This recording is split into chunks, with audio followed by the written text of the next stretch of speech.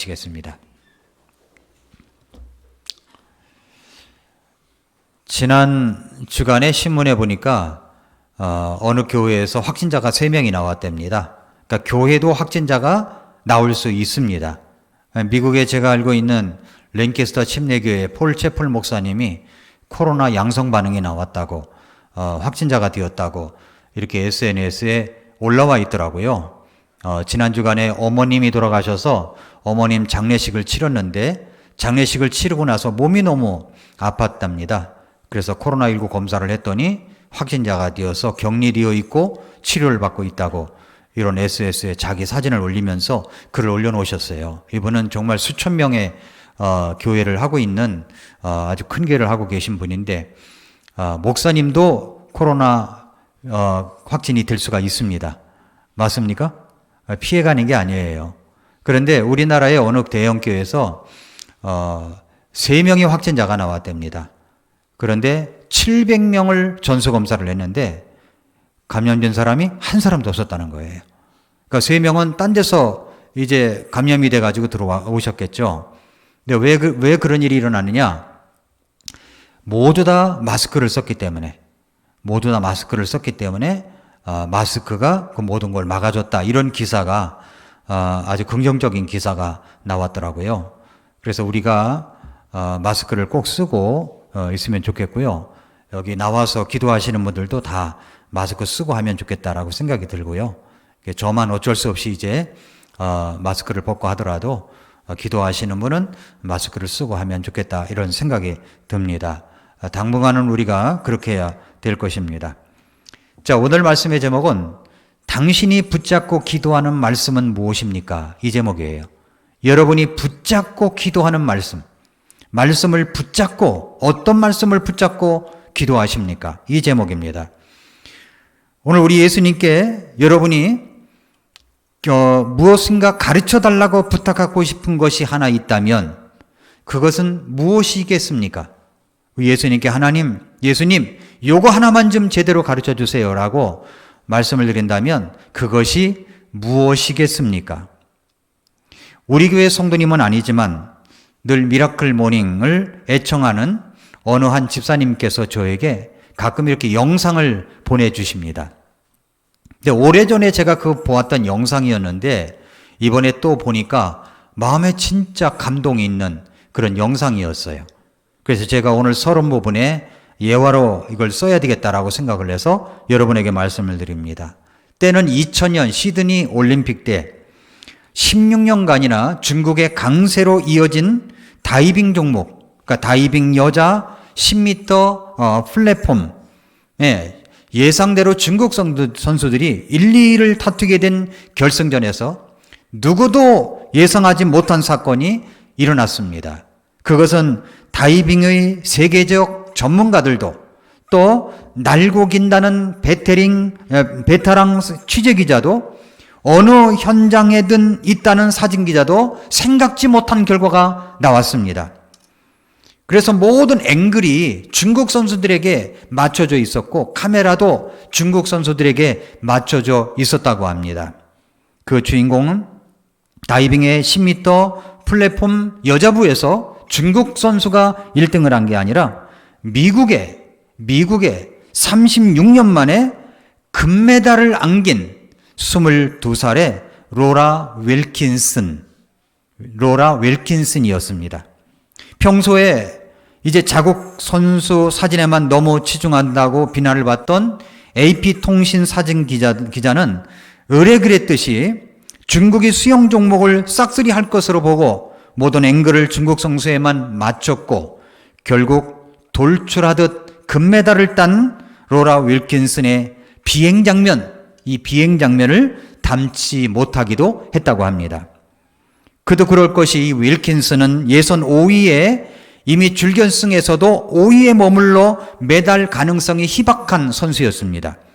중국의 선수들이 준결승까지 모두 9차례 다이빙을 모두 1, 2위를 마크해서 결승전 직전까지 무려 로라 윌킨슨과 점수가 60점이나 차이가 벌어져 있었다고 합니다. 각각 이제 마지막 결승전에서 5번 다이빙을 하는데 다섯 번 다이빙을 하는 이 결선에서 윌킨슨은 1차, 2차에서 역시 5위를 차지했고 주목을 받지 못한 그런 선수였습니다. 이 상황에서 역전할 수 있다는 것은 거의 불가능했습니다. 그러나 3차에서 윌킨슨은 난이도 2.7짜리 리버스 다이빙을 수면에 거의 물보라 없이 완벽하게 해내가지고 최고 점수를 받았습니다. 그리고 또 나머지 2차례도 똑같은 모습으로 1위를 차지해서 세계 다이빙을 놀라게 하는 금메달을 목에 걸게 되었다는 겁니다. 그런데 이 로라 윌킨슨이 금메달을 목에 걸고 역전 불가능한 상황에서 금메달을 딴 소감을 했던 그 소감이 놀라워요.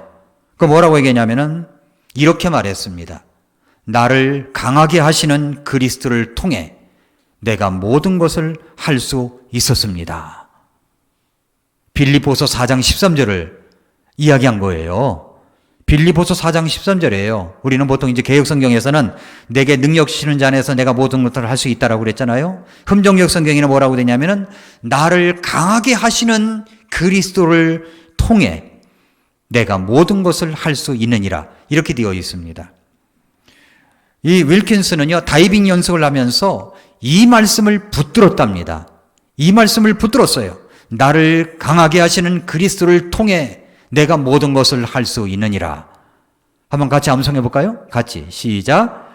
나를 강하게 하시는 그리스도를 통해 내가 모든 것을 할 수 있느니라. 쉽죠? 예, 그 말씀을 붙잡은 거예요. 근데 사실 로라 윌킨슨이 다이빙 종목 미국 선수로 출전하기까지는 그렇게 순탄하지를 않았습니다. 그녀는 텍사스 출신으로 7년간 체조를 하고도 기량이 늘지 않자 어머니가 수영 종목으로 16살 나이에 수영 종목으로 바꿔줬어요. 그래서 다이빙에 입문하게 되었습니다. 그러나 올림픽을 얼마 앞둔 그해 3월에 연습 중에 오른쪽 발목을 3군데나 부러지는 부상을 당했습니다. 그래서 몇 개월을 이제 병원에 누워 있어야만 했는데 수술도 이제 올림픽 후로 미뤘습니다. 발등 쪽으로 뼈가 뿔쑥 나와가지고 튀어나와서 잘 걸을 수도 없을 정도였어요. 그러나 윌킨슨은 항상 미소를 잃지 않았습니다. 로라 윌킨슨이 5차례 다이빙을 시도하는 과정에서 1차, 2차까지 점수차가 60점 이상 벌어진 상황이었지만 3차 시도 때 다이빙대에 서서 도약 직전까지 다이빙대에 서가지고 도약 직전까지 뭔가 입으로 중얼중얼거리는 모습이 포착되었어요. 입으로 중얼중얼거리는 거예요. 그러다가 계속 그렇게 입으로 중얼중얼거린 것을 알아보니까 다름 아닌 빌립보서 4장 13절이었습니다. 나를 강하게 하시는 그리스도를 통해 내가 모든 것을 할 수 있느니라. 나를 강하게 하시는 그리스도를 통해 내가 모든 것을 할 수 있느니라. 이 말씀을 계속 암송을 한 거예요. 마지막 5차전까지 모든 관중들이 술렁했습니다. 이제 여기서 완벽한 다이빙을 하면 최고점을 받는다면 1등이 되는 겁니다. 그때 그녀가 의지한 게 뭐냐면 나를 강하게 하시는 그리스도를 통해 내가 모든 것을 할 수 있느니라. 이 말씀을 붙드는 겁니다. 그리고 계속 되뇌인 거예요. 마지막 그 뛰어내리기 직전까지 입으로 계속해서 이야기를 한 겁니다. 나를 강하게 하시는 그리스도를 통해 내가 모든 것을 할 수 있느니라. 그러면서 입술을 냈죠. 완벽한 다이빙. 모든 관중이 일어섭니다. 환호했습니다. 1등이었습니다. 금메달이었어요. 이런 영광의 순간이 어떻게 왔느냐? 바로 말씀을 붙잡고 의지하며 기도한 결과였습니다. 사실 로라 윌킨슨이 부상을 입어서 병원에서 7주간 입원해 있을 때 모든 것을 포기하고 싶었답니다. 그런데 하나님께서 바로 성경을 읽다가 이 말씀을 주셨대요. 빌립보서 4장 13절. 나를 강하게 하신 그리스도를 통해 내가 모든 것을 할 수 있느니라. 그렇구나. 나는 비록 약하지만 우리 주님은 강하셔. 나를 강하게 하시는 그리스도를 통해 내가 모든 것을 할 수가 있는 거야. 이 말씀을 붙들게 된 겁니다. 여러분은 어떤 말씀을 붙들고 계십니까? 어떤 말씀을 붙들고 살아가고 계십니까? 의지하고 계십니까? 그 붙든 말씀이 있으십니까? 오늘 본문은 제자들에게 기도를 가르쳐 주시는 예수님의 말씀입니다. 예수님께서 어떤 곳에서 이제 기도를 하고 계셨어요. 제자들이 예수님이 기도하시는 모습을 보고 기도를 마치셨을 때 제자 중 하나가 예수님께 이렇게 이야기를 합니다. 예수님, 주여, 우리에게도 기도를 가르쳐 주십시오. 기도를 가르쳐 주십시오. 제자들은 예수님이 기도하시는 모습을 보고 너무 감동이 되어가지고 예수님, 우리들에게도 기도를 가르쳐 주십시오. 이렇게 이야기를 한 거죠. 여러분은 정말 무엇을 배우고 싶어 하십니까? 무엇을 배우고 싶으세요? 예수님께 가르쳐 달라고 하는 것이 한 가지가 있다면 무엇을 가르쳐 달라고 이야기하시겠습니까? 여러분이 예수님께 나와 배우고 싶은 것, 알고 싶은 것, 가르쳐 달라고 싶은 것이 있다면 그것이 무엇입니까? 어떤 분은 병이 나을 수 있는 방법일 것입니다. 어떤 사람에게는 사업을 잘하는 그런 법을 알고 싶을지도 모릅니다. 어떤 사람은 투자하는 법을 가르쳐 달라고 할지도 모릅니다. 여러분이 정말 배우고 싶은 것이 무엇입니까? 제자들은 이렇게 말했습니다. 우리들에게 기도하는 법을 가르쳐 주세요. 우리들에게 기도를 가르쳐 주세요. 오늘 우리들에게도 절대 필요한 것이 바로 저는 기도라고 믿습니다. 기도라고 하면 누구나 할 수 있고 잘할 수 있을 것 같은데 이상하게도 그렇게 잘 안 되는 것이 기도예요. 정말 기도를 안 합니다. 식사기도 말고요. 진지한 기도를 주님 앞에 드렸던 적이 언제입니까? 그렇게 뼈아픈 일을 당했으면서도 하나님 앞에 엎드리지 않는 이유가 도대체 무엇 때문일까요? 정말 기도들을 많이 안 하는구나. 이렇게 느낄 때가 많아요. 아니, 못하는 것 같습니다. 그렇다면 오늘 저와 우리 교회 모든 성도님들, 이 말씀을 듣고 계신 모든 분들이 우리 주님 앞에 요청할 것은 주님, 나에게도 기도를 가르쳐 주세요. 바로 이 질문이 아니겠느냐 하는 생각이 듭니다. 우리에게도 기도를 가르쳐 주십시오. 우리에게도 기도하는 것을 가르쳐 주소서. 자, 그렇다면 이제 예수님이 이제 기도를 가르쳐 주시는 겁니다. 1절부터 13절까지 내용이 예수님이 기도를 가르쳐 주시는 거예요. 그 순서를 잘 보십시오. 첫째는 뭐냐면, 첫 번째는 기도의 원리를 가르쳐 주십니다. 누가복음 11장 2절부터 4절은 소위 주기도문이라고 하는 기도입니다. 많은 교회들이 이것을 가지고 기도를 대신하여 예배를 마치고 모임을 마칠 때 이 주기도문을 외웁니다. 이 말씀은 마태복음 6장 9절부터 13절의 내용과 흡사하죠. 똑같지는 않습니다. 토시까지 똑같지 않다는 말씀입니다. 만약에 우리 주께서 가르쳐 주신 이 기도하는 법을 기도를 대신하는 기도문으로 주셨다면 오늘 본문의 말씀과 마태복음 6장의 내용과 토시까지 다르지 않고 똑같아야 할 것입니다. 그러나 우리 예수님께서 가르쳐 주신 것은 기도문으로 우리를 주신 것이 아니라 기도하는 원리를 가르쳐 주신 겁니다. 기도의 원리를. 그래서 흥정역 성경은 마태복음 6장 9절에서 이렇게 번역되었죠. 그러므로 너희는 이런 식으로 기도하라 그랬어요. 이런 식으로 영어 성경에는 after this manner라고 되어 있어요.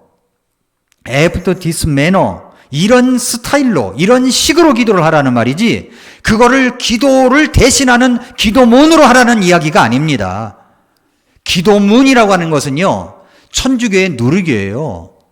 마리아에게 드리는 기도문이 있잖아요. 그래, 기도문이 굉장히 많아요. 성공회도 마찬가지고요. 기도문으로 우리에게 주신 게 아닙니다. 이거는 기도하는 원리를 우리에게 주신 거예요. 그래서 마태복음 6장 9절에서 그러므로 너희는 이런 식으로 기도하라 말씀한 거죠. 그러므로라는 말은 무슨 말이냐면은 마태복음 6장 9절에서 그러므로라고 그랬죠. 그러므로라는 말은 마태복음 6장 1절부터 8절 말씀을 받아서 그러므로라고 말씀하고 있는 겁니다. 마태복음 6장 5절에 뭐라고 그러냐면은 마태복음 6장을 한번 열어보세요. 마태복음 6장을 한번 열어보시면 그 말씀에 여러분이 이제 거기다가 표시를 해두실 필요가 있습니다. 마태복음 6장 5절에 뭐라고 그랬어요? 위선자들과 같이 되지 말라 그랬죠. 기도할 때.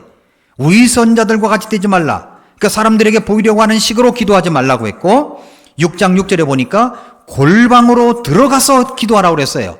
오직 너는 기도할 때 골방으로 들어가 기도하라고 그랬죠. 그 다음에 6장 7절에 보니까 오직 너희는 기도할 때 이교도들과 같이 헛된 반복의 말을 사용하지 말라. 헛된 반복의 말을 사용하지 말라고 그랬어요. 그러면서 그러므로 너희는 이런 식으로 기도하라 라면서 기도의 원리를 가르쳐 준 거죠.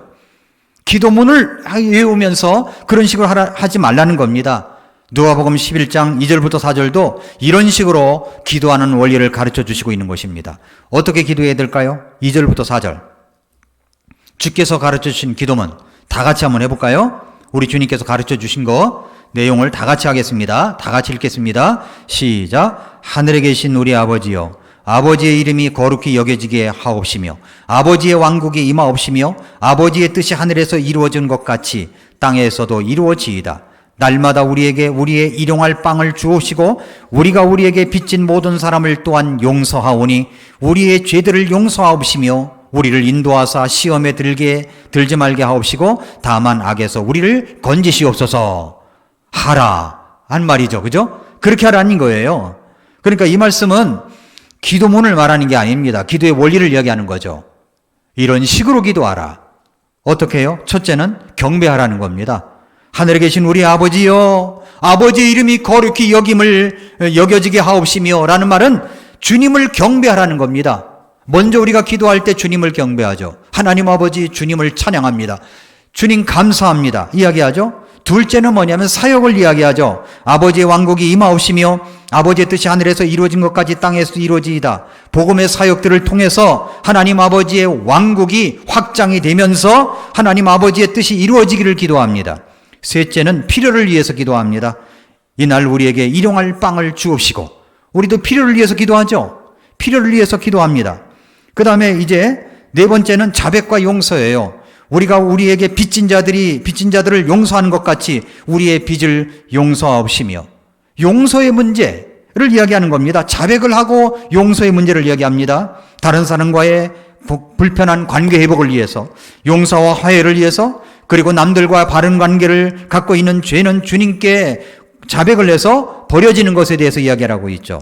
다섯 번째는 보호, 우리를 인도하사 시험에 들지 말게 하옵시고 다만 악에서 우리를 건지시옵소서라고 이야기를 합니다.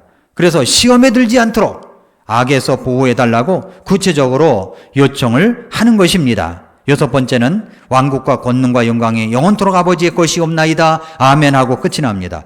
이런 요소들이 들어가 있는 기도는 이런 식으로 하거라 라고 말씀을 하시는 겁니다. 근데 예수님께서 기도의 원리만 가르쳐 주시고 끝난 게 아니에요. 두 번째는 뭐냐면 기도는 끈기와 인내를 가지고 해야 된다 라고 하시면서 5절부터 8절을 또 말씀하고 있는 겁니다. 그것이 바로 이제 11장 5절부터 8절이에요. 어느 집에 이제 친구가 찾아왔어요. 여행을 하는 친구였는데 여행을 하다가 친구 집에 갑자기 이제 온 것입니다. 그래서 이 친구는 대접할 것이 없어가지고 자기 친구 집에 먹을 것을 빌리러 갑니다. 먹을 것을 빌리러 가요. 시간은 모든 사람이 잠을 잘 시간이었습니다. 성경은 그 시간을 가리켜서 한밤중이라고 말합니다. 친구의 집에 문을 두드리면서 친구여 내게 빵 3개를 빌려다오. 빵 3덩어리만 다오 라고 한 거죠. 왜 그러냐면 내 친구가 여행 중에 왔는데 내가 차려놓을 것이 없어서 그래. 그러니까 빵 3덩어리만 빌려다오 라고 얘기를 합니다. 그러면 잠자던 친구가 문 두드리는 소리를 깨워가지고 벌떡 일어나서 빵 3개를 주었을까요? 안 그랬다는 거예요. 여러분들 생각해 보세요. 자는 사람 깨우면 온전히 일어납니까? 갑자기 자는 사람 깨워보세요. 막 신경질을 내고 화도 내고 그럴 수 있거든요. 근데 고이 잠자고 있는데 누가 문을 두드려요? 네, 누구세요? 라고 그랬더니 바깥에서 뭐라고 하는데 이제 귀찮은 거예요. 이 친구도 그랬나 보죠. 그러면서 말하기를 야 나를 괴롭게 하지 마. 애들도 다 자고 그리고 우리도 잠자리 들어서 줄 수가 없어. 이렇게 이야기를 했다는 거죠. 그러면 이제 빵을 구하러 온 친구가 그만 포기하고 갔겠냐는 겁니다. 그만 포기하고 갔을까요?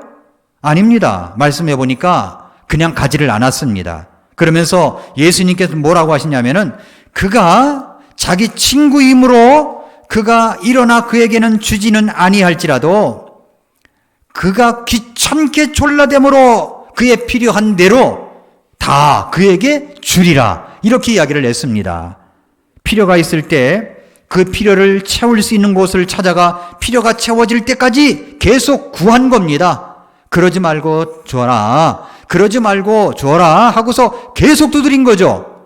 그러니까 이제 너무 귀찮아가지고 문을 열고 줬다는 겁니다. 그 얘기를 하는 거예요. 그러면 우리도 뭐 기도할 때 하나님을 귀찮게 졸라대면 주신다. 이렇게 적용하지 말고 여기서 말씀하는 것은 끈기와 인내를 가지고 기도하라는 걸 말씀하고 있는 겁니다. 끈기와 인내를 가지고 기도하라는 거예요. 여러분, 사는 동안에 우리는 우리 힘으로는 도저히 어찌할 도리가 없는 일이 생깁니다. 뜻하지 않은 일들이 생깁니다. 가족 중에 누가 병이 걸린다든지, 가까운 분이 세상을 떠난다든지, 잘 다니던 회사에서 가문으로 인하여 해고를 당한다든지, 부부관계가 원만치 않다든가, 이런 여러 가지 큰 사건이 터질 것 같은 기분이라든지 하는 우리 힘으로는 도저히 어찌해 볼 도리가 없는 일들이 생깁니다. 그때 여러분 어떻게 하십니까? 오늘 본문에서 친구는 자기가 친구가 찾아왔기 때문에 그 필요가 있어서 다른 친구를 찾아간 것이죠. 필요가 있어서입니다. 자기의 필요도 아니에요. 자기의 필요도 아니에요. 내 친구를 위해서 간 거죠. 그런데 그런 필요가 있을 때에 여러분 어떻게 하십니까? 작은 것이라도 어찌할 수가 없을 때 그것을 가지고 여러분은 하나님께 나아와 하나님께 기도를 하십니까? 약속의 말씀을 붙잡고 기도하십니까? 간구하십니까? 필요를 채워달라고 끈기 있게 기도하십니까? 오늘 말씀은 바로 그렇게 끈기 있게 기도하라는 메시지입니다. 끈기와 인내를 가지고 기도하라는 거예요. 어떤 사람은 시도조차 하지 않는 분들도 있습니다. 이런 사람을 가리켜서 학습된 무기력에 빠졌다라고 이야기를 합니다. 내 자신이 무력하다는 사실을 말 그대로 자신에게 학습을 시킨 거죠. 나는 기도해도 안 돼. 나는 안 되는가 봐. 이렇게 자기를 학습시키는 거예요. 자꾸만 사람은 누구의 말을 가장 많이 잘 듣냐면 자기 말을 가장 잘 들어요. 그러니까 자기에게 계속 말하는 거죠. 너는 그렇게 안 돼. 기도해도 하나님이 안 들어주실 거야. 뭐가 안 되만 계속 입력을 시키니까 학습된 무기력에 빠져가지고 하나님 앞에 간구할 기력조차 없는 겁니다. 그런 모습이 있는 거죠. 그러나 그런 시도는 우리 하나님께서 원하시는 것이 아닙니다. 여러분이 틀린 거예요. 우리가 우리의 삶을 변화시키기 위해서는 스스로 아무것도 할 수 없다는 무력지감이 들 때 부정적인 자아 속에서 헤매이고 있는 것이 아니라 나에게 그 필요를 주실 분을 찾아야 되는 겁니다. 그리고 그분에게 가야 되는 거죠. 가서 어떻게 해야 됩니까? 그 이야기를 이렇게 말씀하는 거예요. 오늘 말씀해 보니까 또 계속해서 누가복음 11장이 기도에 관해서 기가 막힌 말씀을 주시고 있는 겁니다. 예를 들어서 친구가 찾아왔을 때 빵 3덩이를 빌리러 갔을 때 귀찮게 졸라대므로 주지 않겠느냐 그러시면서 그 다음에 여러분이 잘 아는 말씀 7절 8절 지나서 9절부터 11절까지 9절부터 10절까지입니다. 9절부터 10절을 보세요. 9절부터 10절을 보니까 내가 또 너희에게 이르노니 또 이야기하시는 거예요. 앞에 말씀을 받아가지고 계속 이제 기도에 대해서 이야기를 하시는 거죠. 내가 또 너희에게 이르노니 구하라. 그러면 너희에게 주실 것이요. 찾으라. 그러면 너희가 찾을 것이요. 두드리라. 그러면 너희에게 열릴 것이라고 말씀을 하고 있습니다. 이것을 영어로 이니셜로 따가지고 ask하라고 해요. ask. ask. 구하고 ask. 구하고 찾고 seek. 그 다음에 두드리고 knock. 오늘 본문에서는 바로 그렇게 말씀하고 있는 거예요. 구하라, 찾으라, 문을 두드리라. 그렇게 말씀하고 있는 겁니다. 여러분이 포기하지 말고 끈기 있게 구하고 찾고 두드리고 똑같은 말씀 아닙니까? 그런데 이것은 연속성으로 끈기 있게 기도하라는 것을 말씀하고 있는 겁니다. 여러분 다급하면요, 사람들은 예배당에 옵니다. 예배당에 와서 기도해요. 다른 곳을 가지 않아요. 하나님 앞에 나와서 예배당에 앉아가지고 누가 오라고 했나요? 누가 와서 기도하라고 했나요? 그러나 그렇게 하지 않아도 아무도 없는 이 빈 공간에 와가지고 하나님 앞에 소리쳐 기도하며 간구하는 겁니다. 귀에 구하고 찾고 두드리는 거죠. 구하고 찾고 두드리고 자꾸만 자기의 학습된 무기력에 빠져가지고 구하지도 못하고 찾지도 못하고 두드리지도 않는 이런 모습을 가져서는 안 된다는 것을 말씀하고 있는 거죠. 계속 이제 여러분, 제가 이야기하는 분을 어떤 분인가를 보십시오. 이분을 제가 소개해 드리고 싶어요. 그것은 65세 나이에 창업한 코넬 샌더스라고 들어보셨습니까? 코넬 샌더스. 누굽니까? KFC, 할아버지 아시죠? KFC 들어가면 할아버지가 이러고 하고 있잖아요. 자기가 모델이 돼가지고 자기 그 업종을 소개하고 있어요. 근데 그는 60세가 되기까지 이런저런 사업들을 하면서 엄청 실패를 한 사람이었습니다. 샌더스 카페로 유명했었지만 모텔 사업도 했었지만 모든 것이 숲으로 돌아가 엉망이 되어버렸어요. 자기 아내마저도 자기 일을 버리고 떠나가 버렸습니다. 사업도 망하고 아내도 떠나고 그래서 정신병 가지고 오게 됐어요.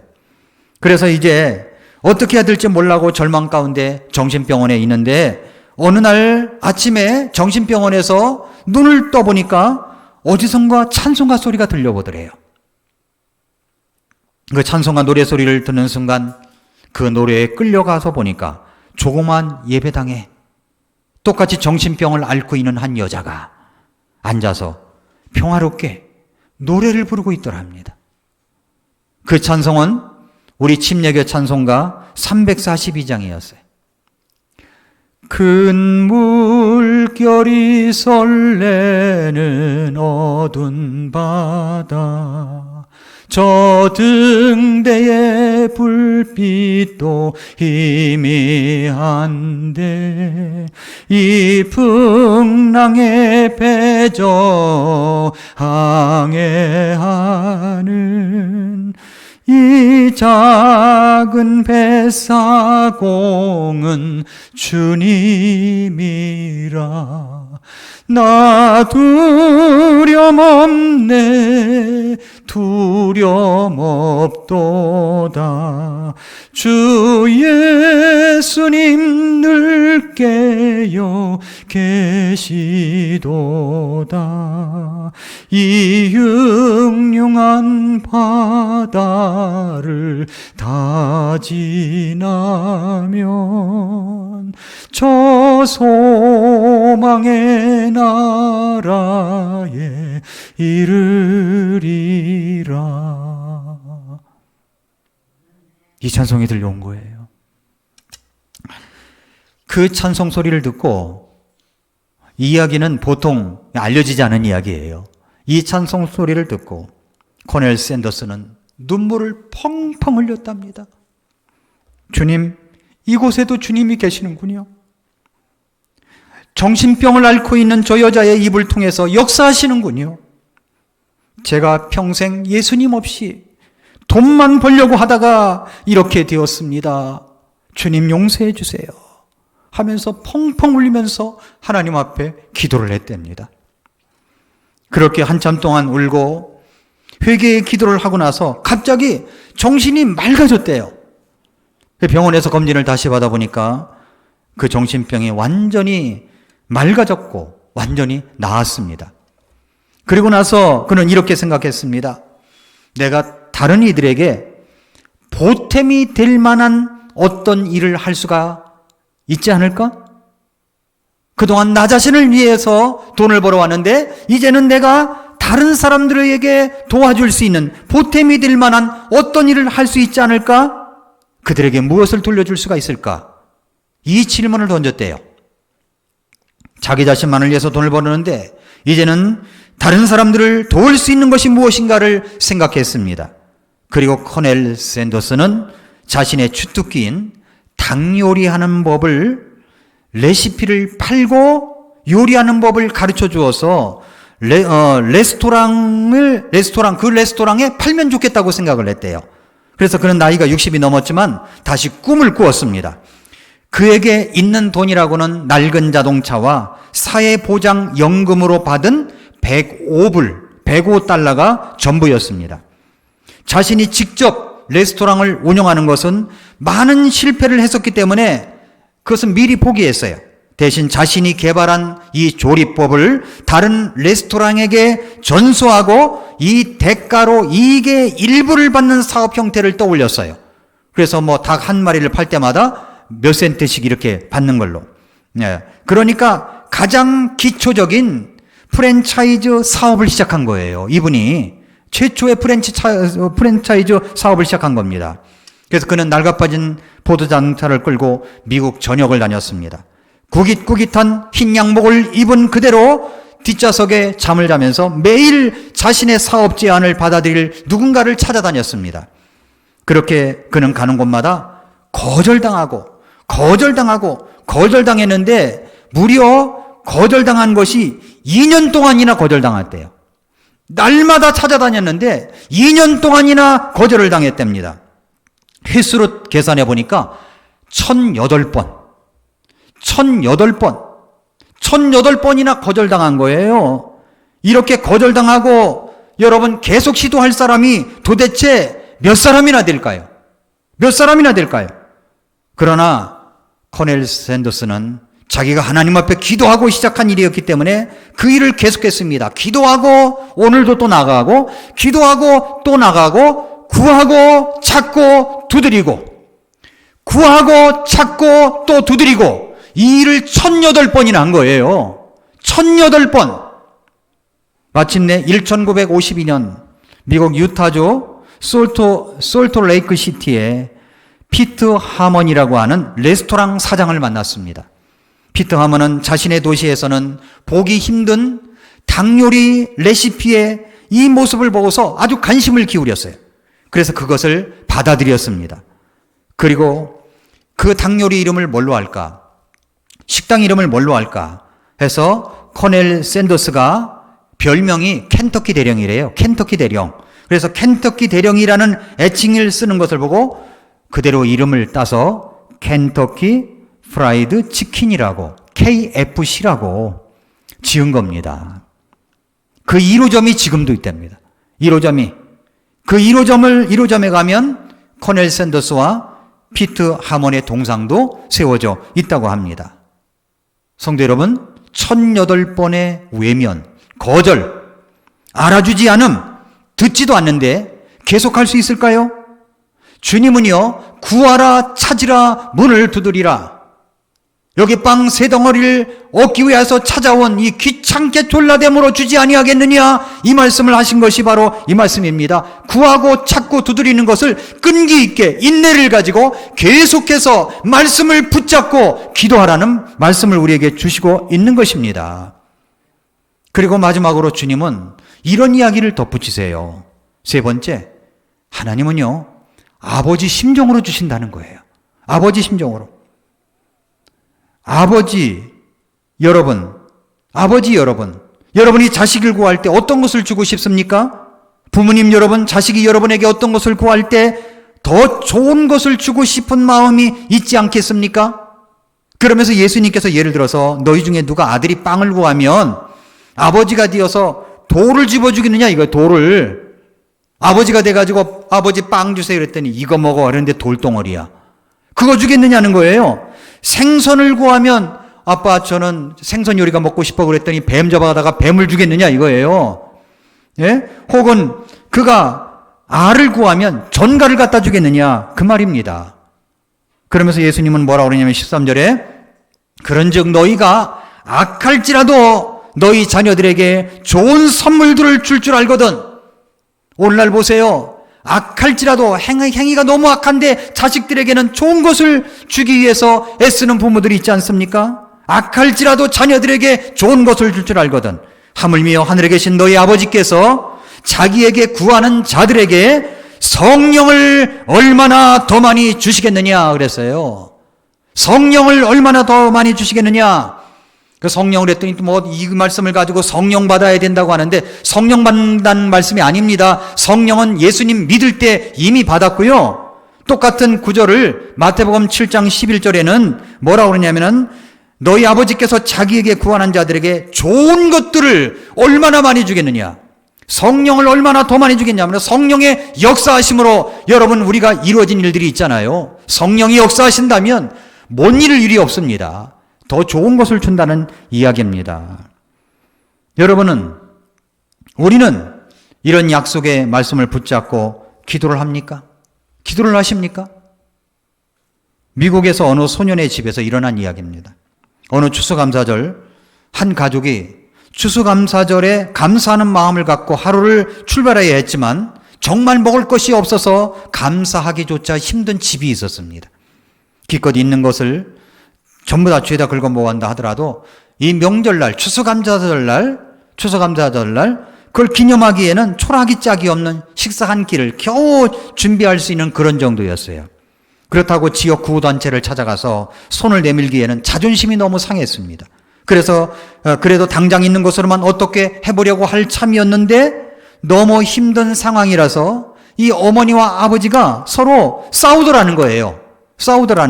뭔가 집에서 잘 안 되거나 없으면 부부싸움을 많이 하지 않습니까? 그러니까 부모님이 점점 더 화를 내고 있고 위기소침해하고 있는 모습을 보는 큰아들은 마음이 너무너무 아팠답니다. 그때 놀라운 일이 일어났답니다. 자기 집 현관문에서 예상치도 않은 노크 소리가 들려왔습니다. 소년이 문을 열어보니까 꾸깃꾸깃한 옷을 입은 키 큰 남자가 서 있었는데 그 남자가 한박 웃음을 지으면서 추수감사절에 먹을 수 있는 음식이란 음식은 다 들어있는 이 커다란 바구니를 들고 있더랍니다. 그 바구니 안에는 칠면조가 들어가 있고요. 칠면조 안에 채워 넣을 속, 파이, 고구마, 통조림 등 푸짐한 명절 음식에 필요한 모든 음식이 다 들어 있었다고 합니다. 그 소년의 가족은 모두가 깜짝 놀랐습니다. 문가에 서 있던 남자가 이렇게 말했습니다. 이건 여러분에게 도움이 필요하다는 사실을 안 누군가가 여러분을 사랑하고 염려하는 마음에서 보내는 겁니다. 이 말을 들은 아버지는 그래도 자존심이 있어가지고 그 바구니를 받지 않으려고 했지만 이 남자는 이렇게 말했습니다. 보세요. 전 다만 배달을 부탁받았을 뿐입니다. 그랬어요. 그 남자는 미술을 머금은 채 바구니를 소년에게 안겨준 뒤 돌아서 나갈 때 어깨너머로 돌아보면서 소리쳤습니다. 행복한 추수감사절 되세요 하고서 인사를 하고 갔답니다. 그 말이 이 소년의 인생을 완전히 바꿔놨습니다. 이 단순하기 그지없는 친절한 행동에서 사람들에게 희망을 주고 심지어 낯선 사람이라고 할지라도 저 사람이 남을 위해서 마음을 쓰고 있다는 사실을 보여주고 있었는데 이 소년이 그 모습을 보고 감동을 받은 거예요. 그리고 한 가지 그 자리에서 결심을 합니다. 나도 언젠가는 내 자신도 비슷한 방식으로 남을 도울 수 있을 만큼 성공하겠다. 남을 도울 수 있을 만큼 성공하겠다. 이 결심을 한 거예요. 그리고 소년이 자라가지고 18살이 되었답니다. 그래서 이 다짐을 실천에 옮기려고 준비를 했습니다. 그래서 벌이는 얼마 안 되었지만 그는 자신을 위해서가 아니라 나도 소년 시절에 보았던 추수감사절날 그 선물을 가져다 준 그분처럼 나도 해야지. 그때 결심했던 그 결심대로 그 마음으로 돈을 열심히 버는 거예요. 그는 이제 얼마 안 되는 것이지만 자기 자신을 위해서가 아니라 음식이 필요한 두 가족을 위해서 추수감사절에 이제 그 식료품을 샀습니다. 자신을 이제 배달부처럼 보이기 위해서 배달부 복장으로 바꿔 입었어요. 낡은 청바지와 티셔츠로 갈아입었습니다. 금방이라도 무너질 것 같은 허름한 첫 번째 집에 도착했습니다. 웬 라틴계 여자가 의심스러운다는 듯이 쳐다보며 문을 열어주었습니다. 그녀에게는 아이가 6이나 되었어요. 아이가 6이나 되었고 남편은 불과 며칠 전에 가족을 버리고 가출해버린 집이었습니다. 이들에게는 당장 먹을 음식이 필요한 집이었어요. 이 젊은이가 말했습니다. 부인 앞으로 배달이 왔습니다. 그리고는 자기 차로 가서 칠면조 안에 채워온 을속, 파이, 고구마, 통조림 등 먹을 것이 가득한 자루와 상자를 줄줄이 집 안으로 들여놓기 시작했습니다. 라틴계 여자는 입이 딱 벌어졌어요. 음식이 집 안으로 들어오는 광경을 보고 아이들은 기뻐서 마구 소리를 질러댔답니다. 할 줄 아는 영어라고는 별로 없어서 몇 마디 안 돼서 이 젊은 엄마는 그 젊은이의 팔을 붙잡고 이렇게 말하면서 온통 키스를 퍼부었다고 그래요. 하나님이 당신을 보내셨군요. 하나님이 당신을 보내셨어요. 아닙니다. 전 그냥 배달부일 뿐입니다. 이건 친구분이 보내는 선물입니다. 그리고 그 청년은 그녀에게 이런 글이 적힌 쪽지를 건네주었습니다. 이것은 당신의 친구가 보내는 편지입니다. 즐거운 추수감사절이 되시기를 바랍니다. 당신과 당신의 가족은 충분히 그럴 만한 자격이 있으니까요. 여러분이 사랑받고 있다는 사실을 잊지 마십시오. 그리고 언젠가는 만약 그럴 기회가 주어진다면 다른 사람에게도 똑같이 이 선물을 전해주시기를 바랍니다. 이 젊은이는 음식을 계속 들여놨습니다. 이 가족의 흥분과 기쁨, 이 사랑은 거의 막 열광의 상태까지 이르렀어요. 떠날 즈음에 너무 큰 기쁨을 느낀 나머지 이 젊은이도 눈물을 흘렸습니다. 이 젊은이는 자신이 소년이었을 때 감동과 그 결심을 생각해냈습니다. 늘 다른 사람들에게 베푸는 삶을 살아야지. 그 베품을 끝까지 해내야지. 여러분의 감동과 결심은 무엇입니까? 내가 받았던 그 사랑을 똑같이 다른 사람에게 전해주어야지. 그게 바로 복음이 아니겠습니까? 그 십자가의 복음이 아니겠어요? 내가 받았던 그 복음을 전해야지. 내가 받은 사랑을 나눠야지. 그런 사실을 실천하기 위한 기도 제목을 정했을 때 우리는 감동과 결심과 그리고 간절한 기도가 그 뜻을 이루어 갈 것입니다. 마태복음 7장 9절 10절 구하고 찾고 문을 두드리라 한 말씀이 있죠. 에스크의 숨은 뜻이 있습니다. 에스크 예, 구하고 에스크, 찾고 시크, 두드리고 노크. 이 구절을 누가 붙들었냐면요, 스티브 잡스가 붙들었대요. 믿지도 않는 분이 이걸 붙들었대요. 그런데 뭐라고 그랬냐면은, 그런데도 이분이 이 말씀을 붙잡고 뭐라고 그랬냐면은 이렇게 이야기를 했습니다. 난 도움이 필요할 때마다 도움을 요청했다 그래. 이분이 이야기하는 거예요. 도움이 필요할 때마다 도움을 요청했다. 사람들은 대부분 도움을 구하지 않는다. 그것이 큰 일을 성취하는 사람과 그런 일을 꿈꾸기만 하는 사람들의 차이다 그랬어요. 너무 충격적인 말입니다, 여러분. 그것이 큰 일을 성취하는 사람과 그저 꿈꾸기만을 했던 사람의 차이라는 거예요. 여러분은 주님 앞에 에스크, 요청하십니까? 구하세요? 찾고 계세요? 문을 두드리고 있습니까? 내 영혼을 위한 닭고기 스프라는 책을 지은 잭 캠필드가 이렇게 말했어요. 세상은 요청하는 자에게만 답을 한다. 요청하는 자에게만 답을 한다. 만약 당신이 원하는 것을 얻지 못하고 있다면 그것은 충분하게 요청하고 있지 않기 때문이다. 그런 이야기를 합니다. 열릴 때까지 두드려야 된다는 거죠.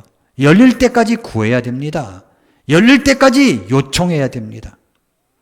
사랑하는 성도 여러분, 여러분은 어떤 말씀을 붙잡고 기도하십니까? 나를 강하게 하시는 그리스도를 통해 내가 모든 것을 할 수 있느니라. 한 소년은 이 말씀을 붙잡고 금메달을 땄습니다. 여러분의 금메달은 어떻게 주어질까요? 하나님의 약속의 말씀을 붙드세요. 그것이 에스크, 구하고 찾고 두드리라 이 말씀일 수도 있죠. 여러분이 예레미야 33장 3절 말씀일 수도 있죠. 그 말씀을 붙드세요. 붙들고 주님 앞에 구하고 찾고 두드리시기를 바랍니다. 108번 했다고 할지라도 거절당할 수 있어요. 그러나 마침내 나머지 한 번이 모든 것을 열어주는 것입니다. 그 말씀을 붙들고 기도하십시오.